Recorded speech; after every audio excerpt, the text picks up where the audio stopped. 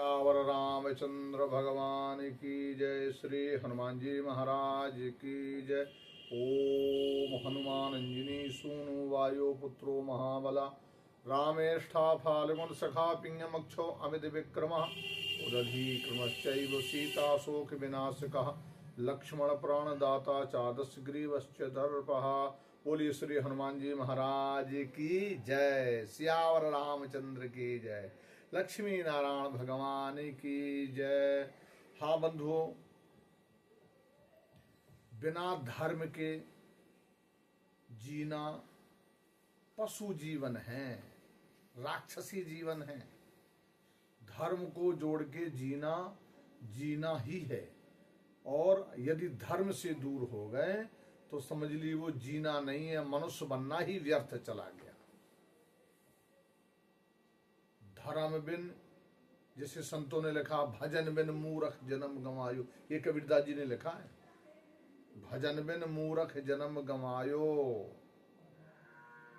अगर तुमने बिना भजन के अपना जीवन धीरे धीरे धीरे, चूंकि जीवन तो घट ही रहा, आपका शरीर का समय घट रहा है, कैसे घट रहा है आपको पता ही नहीं चल रहा है, क्योंकि आप माया से इतने ग्रसित हो गए हो। स्वार्थ में मन जात, संत ने लिखा, स्वार्थ में मन जात लूट परे धन जात, नित्य मगे पन जात नेह बुरी बानी में, दीपक सो अंध जात फूटे घर बंधु जात, वो अमावस में चंद जात यही बात जानी में, दिन जात रात जात घड़ी पल क्षण जात, वो आयु जात ऐसे जैसे नाव जात पानी में। ऐसे जीवन जा रहा, जैसे नाव पानी में जा रही और पता नहीं चलता कि हम कितना पार करके उस पार से इस पार आ गए। इसी प्रकार से आपके शरीर का समय जा रहा है, और ये शरीर का जो समय जा रहा है ये दोबारा वापस नहीं मिलने वाला।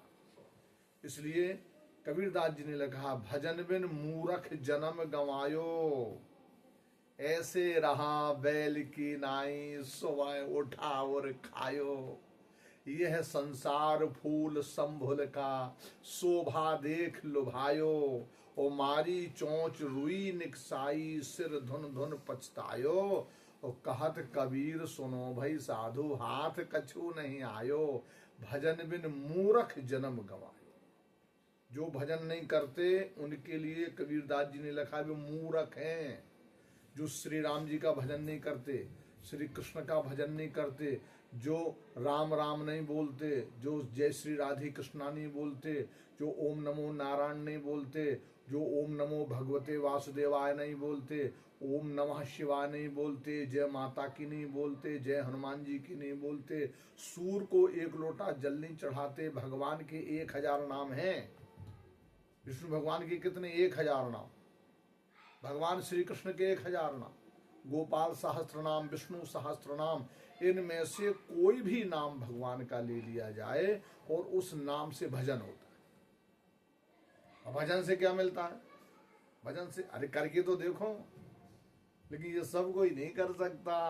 राम नाम का सुमरन करना सबके बस की बात नहीं, भगवान का भजन करना सबके बस की बात नहीं। संतों का कितना सुंदर भाव है, राम नाम का सुमरन करना सबके बस की बात नहीं, मंदिर जाना पुण्य कमाना सबके बस की बात नहीं, नित्य नहा के सूर को एक लोटा जल चढ़ाना सबके बस की बात नहीं, ब्राह्मण संतों का आदर करना, माता पिता की सेवा करना सबके बस की बात नहीं, तीर्थ जाना, प्रभु को दिल में बसाना, ये सबके बस की बात नहीं। इसलिए हमको अपने शरीर के समय का विशेष ध्यान रखने की आवश्यकता है। धर्माचरा, धर्म पर चलो। धर्म पर चलोगे तो फिर आपके ऊपर भगवान की कृपा हो जाएगी, आपके ऊपर ईश्वर कृपा होगी, आपके ऊपर हनुमान जी की कृपा होगी। अरे हनुमान जी महाराज जी को महावीर जानते हो क्यों बोलते हैं? उनमें कितना बड़ा बल है हनुमान जी महाराज जी में, केवल भजन का प्रभाव है। महावीर हनुमान जी की एक मुक्का में जानते हो कितना बल है? उनको ऐसे थोड़ी लिखा है, अतुलित बल धामम है में शैलावदेहम धनुजवन कृषाणम ज्ञानी नाम अग्रगण्यम शकल गुण निधानम वानराणाम धीसम रघुपति प्रिय भक्तम बात जातम नमामि। ऐसे थोड़ी लिखा संतों ने। अतुलित बल है हनुमान जी का। कैसे अतुलित बल है जानते हो? उनकी एक मुट्ठी में कितना बल है? जितना इस पृथ्वी को संभालने वाले 4 दिग्गजों में बल है, 4 दिग्गजों में बल, उन दिग्गजों से भी ज्यादा बल जानते हो किसका है? राजा इंद्र के ऐरावत का। उसमें 10,000 दिग्गजों का बल है। 10,000 जो चारों दिशाओं में इस पृथ्वी को धारण किए हैं, इस पृथ्वी को साथ रहे हैं, इस पृथ्वी को संभाल रहे हैं। उन दिग्गजों में जितना बल है, ऐसे 10,000 दिग्गजों में जितना बल है, उतना इंद्र के ऐरावत में बल है अकेले। और जितना इंद्र के 10,000 ऐरावत में बल होगा, उतना है इंद्र की एक मुट्ठी में बल। इंद्र की एक मुट्ठी में बल। और जितना 10,000 इंद्र की मुट्ठी, जितना 10,000 इंद्रों में इतना बल, 10,000 इंद्रों की मुट्ठी के बल के बराबर हनुमान जी की एक मुट्ठी में बल। तभी तो उन्होंने एक मुक्का मारा था और रावण बेहोश हो गया था, एक मुक्का में ही बेहोश हो गया था। अतुलित बल धामम। तो ये बल कहां से मिला हनुमान जी को? केवल भजन। राम राम राम राम राम राम राम का नाम ले रहे हैं, राम का नाम ले रहे हैं, राम का नाम ले रहे हैं, इतना राम नाम ले रहे हैं, इतना भजन का बल बढ़ा रहे हैं, इतना भजन कर रहे हैं कि उन्होंने राम जी के दरबार में श्री राम जी के ही सामने अपना सीना फाड़ के उस श्री राम जी को दिखा दिया कि देखिए आप मेरे दिल में हो प्रभु। ये है भजन का प्रभाव। राम जी के दरबार में विशाल, सभी लोग, वहां सुग्रीव बैठे हैं, वहां अंगद बैठे हैं, वहां जामवंत जी बैठे हैं, वहां विभीषण बैठे हैं, वहां सुग्रीव बैठे हैं, सभी लोग बैठे हैं। और वहां भी हनुमान जी ने अपना ऐसा दिल फाड़ा और दिखा दिया, लो राम जी आप यहाँ सिंहासन पर विराजमान हो, मेरे दिल में भी आप विराजमान हो। ऐसे ये भजन का बल है। इसलिए भजन का बल जितना ज्यादा बढ़ सके बढ़ाना चाहिए। भजन का बल बढ़ेगा तो आपका लोभ का बल घटेगा।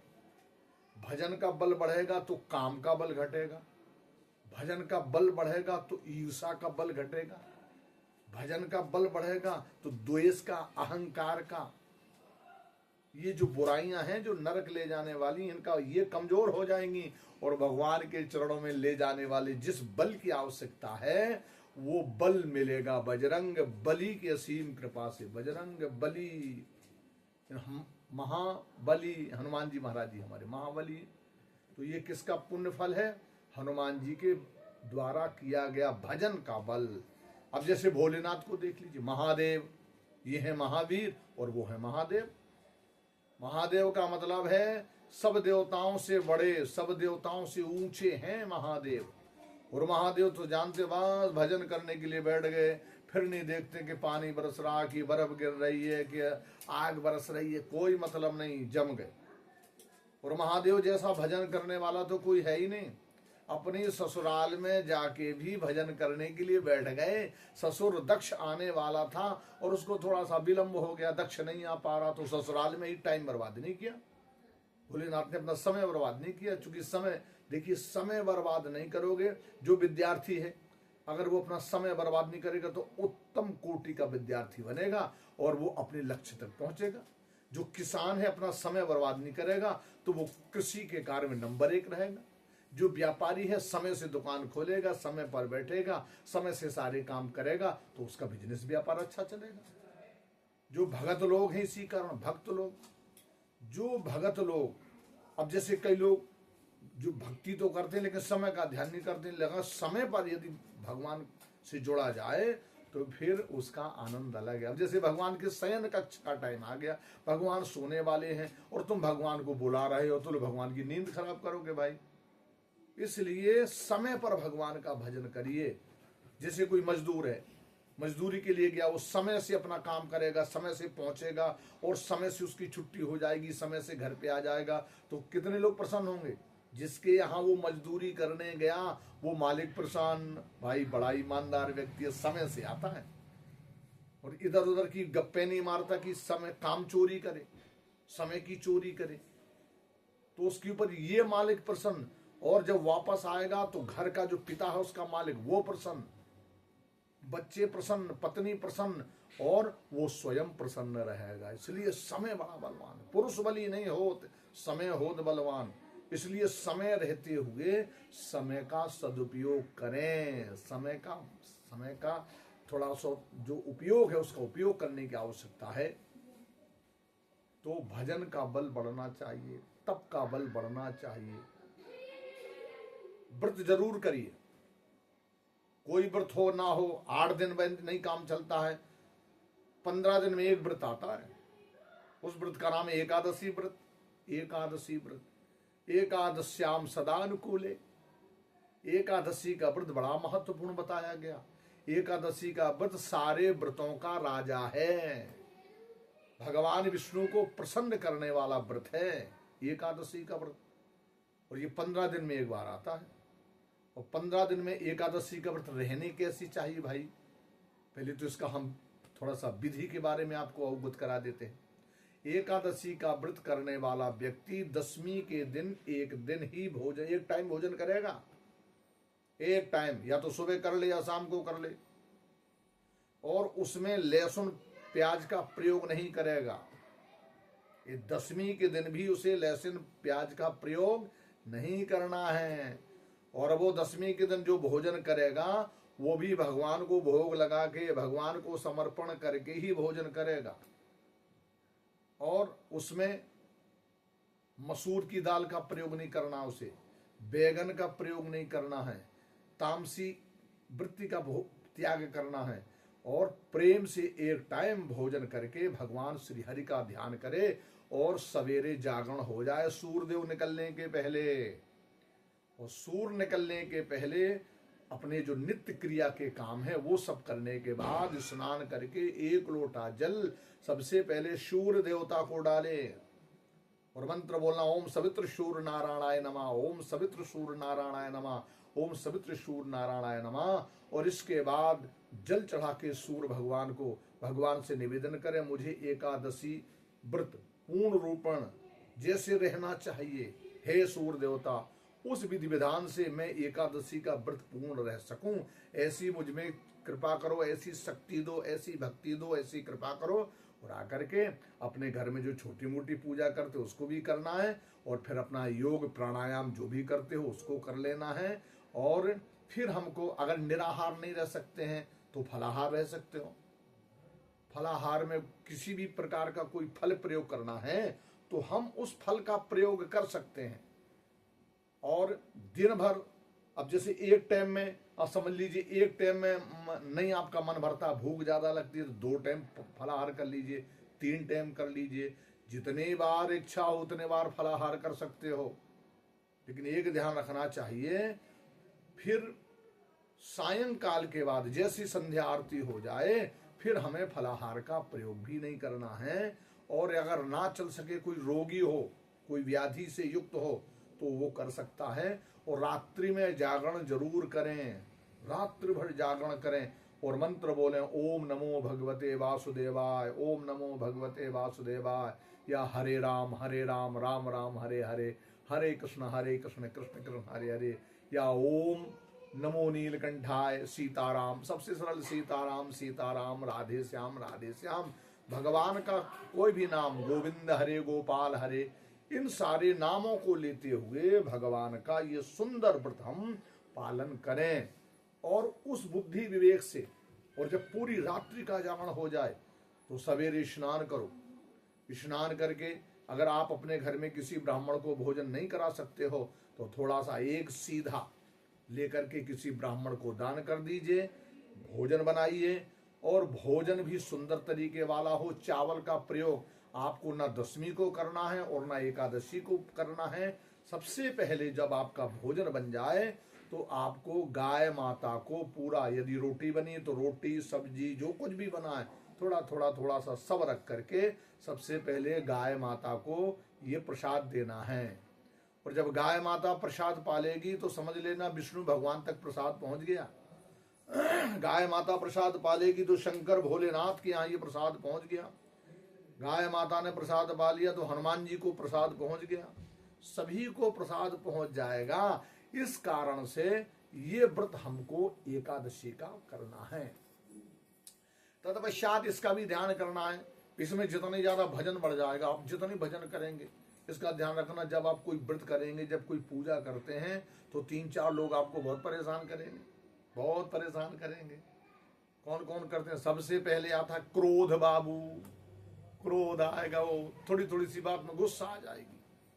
पत्नी पर गुस्सा, बच्चों पर गुस्सा, अपने आप पर गुस्सा, जो बन रहा है आपके लिए फलाहार अगर वो कम ज्यादा हो गया तो उसमें गुस्सा, किसी बच्चों ने विघ्न बाधा डाल दी, वो बोले नहीं हमको दे दो, वो रोने लग जाए तो उसमें गुस्सा। तो क्रोध नहीं करना, क्रोध नहीं करना।